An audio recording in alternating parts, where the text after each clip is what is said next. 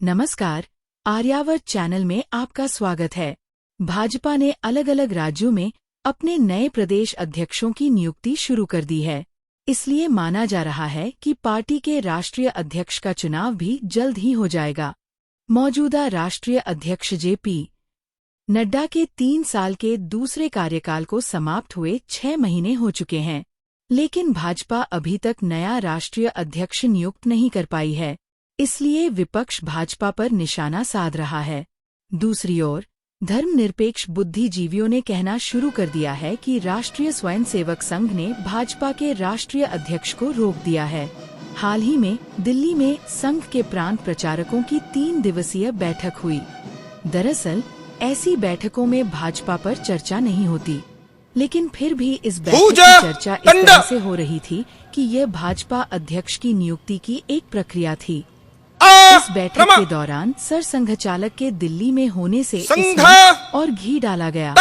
मूल रूप से धर्मनिरपेक्ष बुद्धिजीवियों की मानसिक मीनारें इस धारणा पर बनी हुई हैं कि संघ भाजपा में हस्तक्षेप करता है और इसलिए संघ की ऐसी बैठकों को सीधे भाजपा से जोड़ा जाता है। यह पिछले कई वर्षों से नियमित रूप से चल रहा है। इन बुद्धिजीवियों को इससे 2 चीजें हासिल होनी हैं।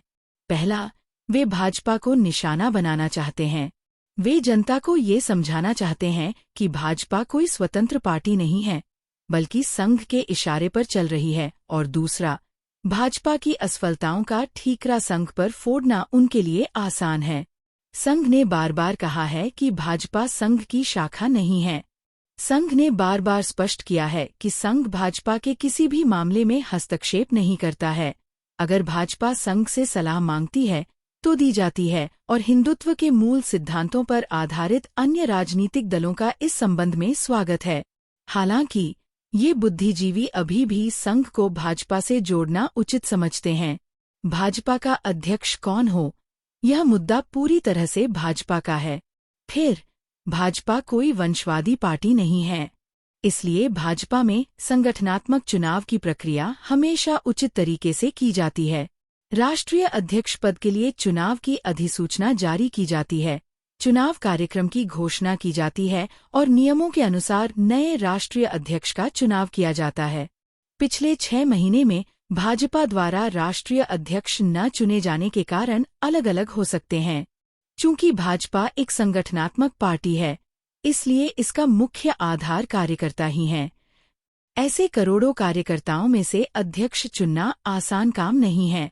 ऐसे व्यक्ति को ढूंढते समय समग्रता से सोचना पड़ता है, जो सिर झुकाकर काम करे और पार्टी व देश को आगे ले जाए।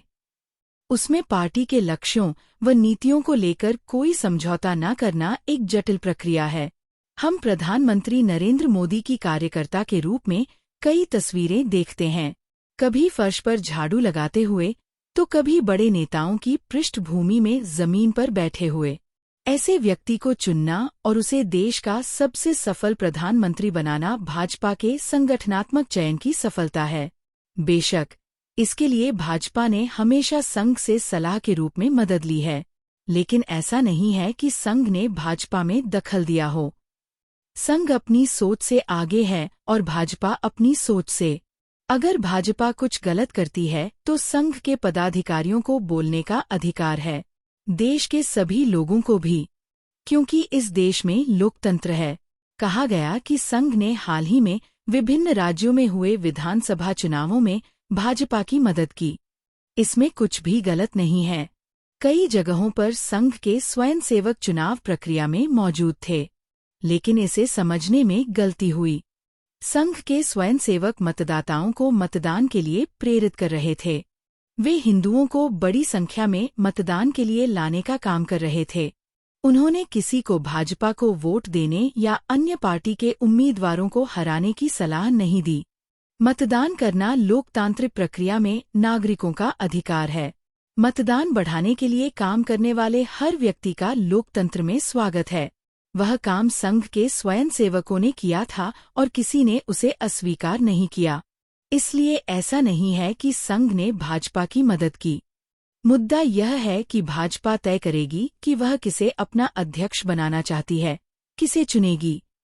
अगर भाजपा को जरूरत महसूस होगी तो संघ की सलाह जरूर ली जाएगी, लेकिन तब तक संघ जिसे चाहेगा वही भाजपा का राष्ट्रीय अध्यक्ष बनेगा, ऐसा झंडा फहराना गलत है।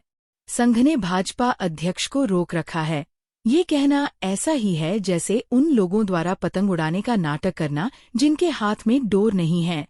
भाजपा द्वारा इस प्रक्रिया में इतनी देरी करने का मतलब है कि किसी ऐसे व्यक्ति को भाजपा अध्यक्ष बनाया जाएगा जो देश और पक्ष के हित में हो। भाजपा ने अब तक हरियाणा और मध्य प्रदेश में इसी तरह की शॉक टैक्टिक का इस्तेमाल किया है। इस सुरक्षा मंच पर बैठे बुद्धिजीवियों को इसी तरह की शॉक टैक्टिक के लिए कुछ दिन और इंतजार करना होगा। दोस्तों, अगर आपको ये वीडियो पसंद आए तो लाइक, शेयर और आर्यावर्त चैनल को सब्सक्राइब करें। धन्यवाद।